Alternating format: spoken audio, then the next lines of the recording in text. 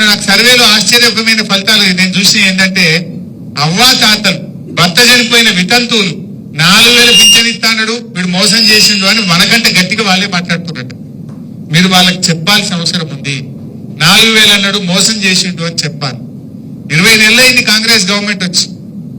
మీకు తెలియని ఆశ్చర్యకరమైన విషయం ఏంటంటే కొత్తగా ఒక్క పింఛన్ ఇయ్యలే, కానీ 2 లక్షల పెన్షన్లు లేపేశాడు. 2 లక్షల పెన్షన్లను తీసేసింది కాంగ్రెస్ ప్రభుత్వం. కొంతమంది చనిపోయిందనే పేరు మీద, కొంతమందికి పిల్లలకు ఉద్యోగాలు ఉన్నాయనే పేరు మీద, కొంతమందికి భూములు ఎక్కువ ఉన్నాయనే పేరు మీద పెన్షన్లను కోతలు పెట్టిన తప్ప కొత్తగా ఒక్క పింఛన్ ఇచ్చినాడే కాంగ్రెస్ వచ్చినప్పుడు. 20 నెలల్లో ఒక్క పింఛన్ ఇచ్చిండ్రా. ఆ రోజు ఏమన్నారు? ఇద్దరికి ఇస్తాం, అవ్వకిత్తాం, తాతకిత్తాం, ముసలోనికి ఇస్తాం, ముసల్దానికి ఇస్తాం, ఇంటికి 2 ఇస్తాం, 4,000 ఇస్తాం.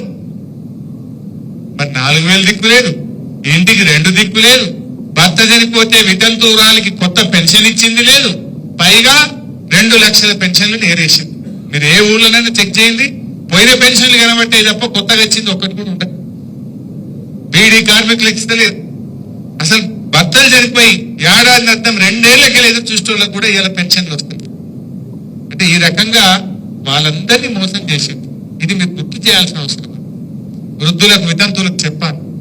పైగా 20 నెలల్లో 2 నెలల పెన్షన్ ఎక్కువ.